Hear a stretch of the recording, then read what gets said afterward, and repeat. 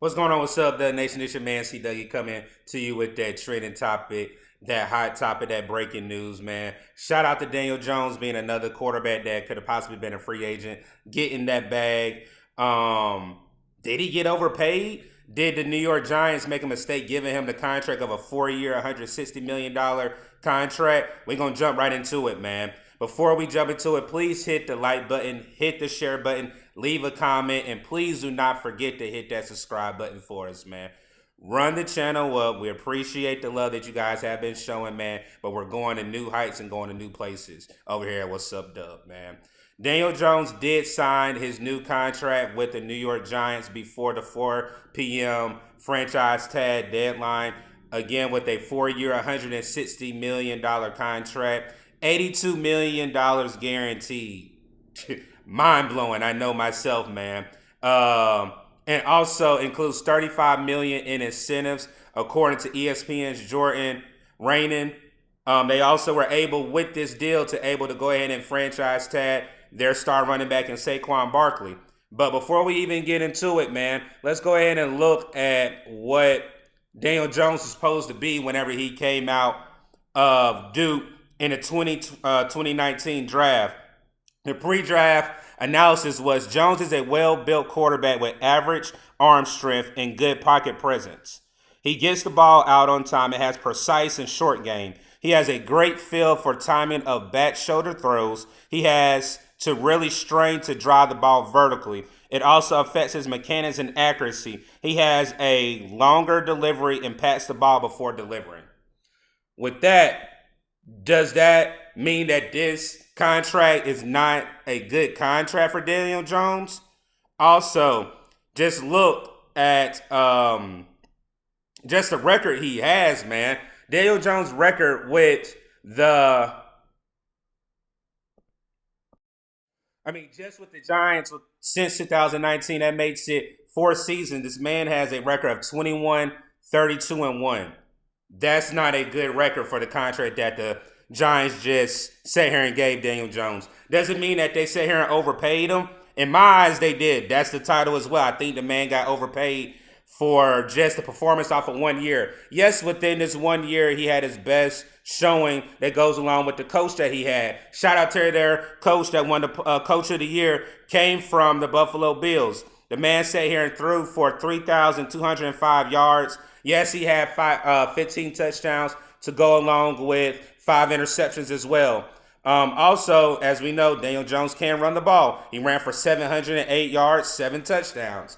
But if we just go back into a couple of numbers, 2021, he was 10 touchdowns, 7 interceptions. 2020, 11 touchdowns, 10 interceptions. The year coming in, 2019, 24 touchdowns, 12 interceptions.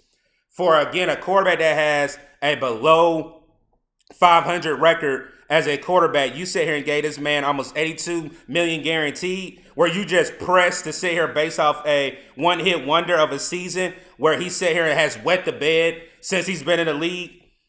I understand that you possibly had to force your hand to sign him based off of 1 year experience. Do I think Daniel Jones is a good quarterback? In my eyes, he's a serviceable quarterback, not an elite quarterback.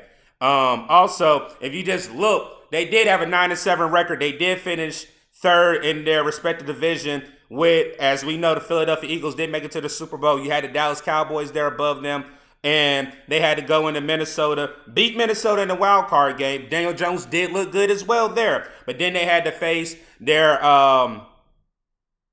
conference, their division rival, the Philadelphia Eagles, in the next round in the playoffs, and then end up losing to the Eagles, which ended their season.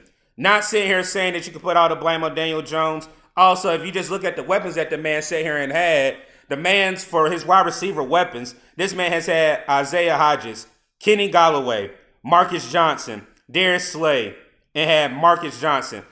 The New York organization has not sat here and gave this man the tools that he needs to sit here and excel as a quarterback as well. I'm not blaming that on him either for the numbers that he has displayed. But again, also he's had to take a larger load with Saquon Barkley being hurt. Again, I just feel like this number of the contract that he got for the 4 years is not relevant or it does not pan out with the production that this man has gave the organization. Now, this organization goes out in the draft for as aggressive in free agency with getting some help alongside with Daniel Jones. Yes, Saquon Barkley did have a good year. Yes, he was a finalist for Comeback Player of the Year.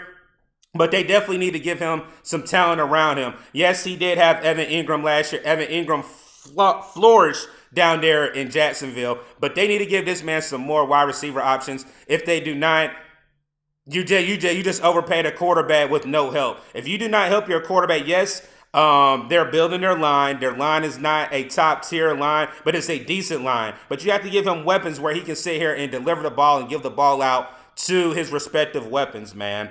Again, Daniel Jones sat here and did get a new contract with the Giants. It was a contract for, again, 4 years, 160 million, 82 million guaranteed. I really feel like, again, they overpaid him, but at the same time, it's not my pocketbook. It's not my checkbook. I would not have not given him that contract. Tell me what you guys think about the contract. Do you think the Giants made the right move? I feel like they probably should have gave the contract to Saquon Barkley. Yes, he's been injury prone, but we know what Saquon can do when he's healthy.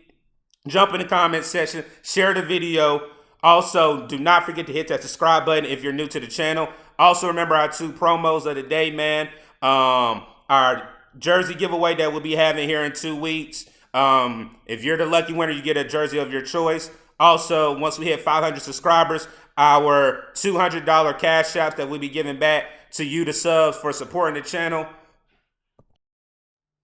And then the quote of the day is, if something stands between you and your success, move it. Never be denied. One love.